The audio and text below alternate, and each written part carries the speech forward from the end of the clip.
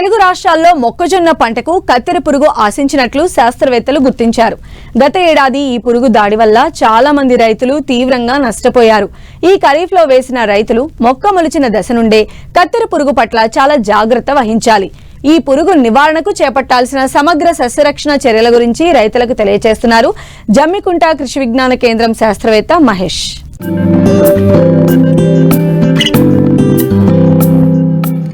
వాణిజ్య పంటల్లో మొక్కజొన్న కూడా ఒకటిగా మారింది. ఆహారంగానే కాక దాణా రూపంలోనూ, పశువులకు మేతగాను, వివిధ పరిశ్రమల్లో ముడి సరుకుగాను ఉపయోగిస్తారు. వర్షపాతం ఆశాజనకంగా ఉన్న ప్రాంతాల్లో ఖరీఫ్లో వర్షాధారంగా మొక్కజొన్నను సాగు చేస్తున్నారు. ఆంధ్రప్రదేశ్ కంటే తెలంగాణలో ఖరీఫ్ విస్తీర్ణం అధికంగా ఉంది. ఇప్పటికే కొన్ని చోట్ల పంట చివరి దశకు చేరుకోగా మరికొన్ని చోట్ల కండె పోసుకునే దశలో ఉంది. అయితే గత ఏడాది తీవ్రంగా నష్టపరిచిన కత్తెర పురుగు ఈ సంవత్సరం కూడా ఆశించిందని శాస్త్రవేత్తలు చెబుతున్నారు.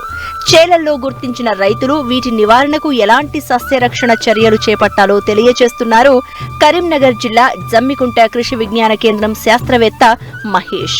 మన మొక్కజొన్నలో అధికంగా ఉధృతి నష్టాన్ని కలిగించే కత్తెర పురుగు యొక్క మొదటి దశలు మరియు దాని యొక్క నివారణ తెలుసుకుందాం. మనకు కత్తెర పురుగు అనేది ముఖ్యంగా 3 లార్వాల దశలో ఉండి మన మొక్కజొన్న పంటను చాలా అధికంగా నష్టపరుస్తూ ఉంటుంది. మొదటి లార్వా దశలో అది మొక్కజొన్న యొక్క ఆకుల యొక్క పత్రహారతాన్ని పీల్చుకుంటూ గీకి తినడం ద్వారా మనకు మొక్కజొన్న పత్రాలపై తెల్లటి మచ్చలు కనిపిస్తాయి. అది మనల్ని మొదటి లక్షణంగా మనము తీసుకోవచ్చు. అదే 2 మరియు 3వ లార్వా దశలు మొక్క యొక్క సుడులలో ఉండి రంధ్రాలు చేసుకుంటూ తింటుంది. ఎప్పుడైతే మొక్కజొన్న పత్రాలు విచ్చుకున్న తర్వాత ఆ రంధ్రాలు అనేటివి మనకు కనిపించడం జరుగుతుంది. తర్వాత ఆ మొక్కజొన్న సుడులలో చూసినట్టయితే అది తినడం వల్ల దాని యొక్క వ్యర్థాలు, విసర్జితాలు మరియు పచ్చటి రంగులో మనకు కనిపించడం జరుగుతుంది. కత్తెర పురుగు యొక్క నివారణకు గాను ఇమామెక్టిన్ బెంజోయేట్ అని మందు మనకు మార్కెట్లో లభ్యమవుతుంది. దాన్ని 0.4 గ్రాములు లీటర్ నీటికి కలిపి పిచికారి చేసినట్టయితే మనకు సమర్థవంతంగా నివారించుకోవచ్చు. అలాగే క్లోరాంత్రిప్రోనిల్ అని ఇంకొక మందు లభ్యమవుతుంది. దాన్ని కూడా మనము 0.4 మిల్లీలీటర్లు 1 లీటర్ నీటికి కలిపి పిచికారి చేసినట్టయితే ఈ కత్తెర పురుగుని మనం నివారించుకోవచ్చు. ఒకవేళ ఇలా కాకుండా లార్వా దశ అనేది 3.5 లార్వా దశలు ఉండి ఉధృతి అనేది ఎక్కువ ఉన్నట్టయితే మనము విషపు ఎరను తయారు చేసుకోవచ్చు.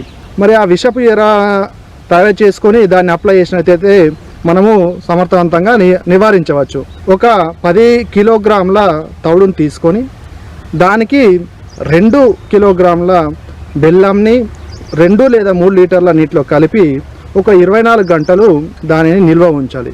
ఎప్పుడైతే పంటకు వేసుకోవాలనుకుంటున్నామో దానికంటే అర్ధగంట ముందు తయారీ కార్పుని మనము 100 గ్రాములు కలుపుకొని ఆ సుడులలో విషపిరలుగా తయారు చేసి అందులో వేసినట్టయితే కత్తెర పురుగుని మనం సమర్థవంతంగా నివారించవచ్చు.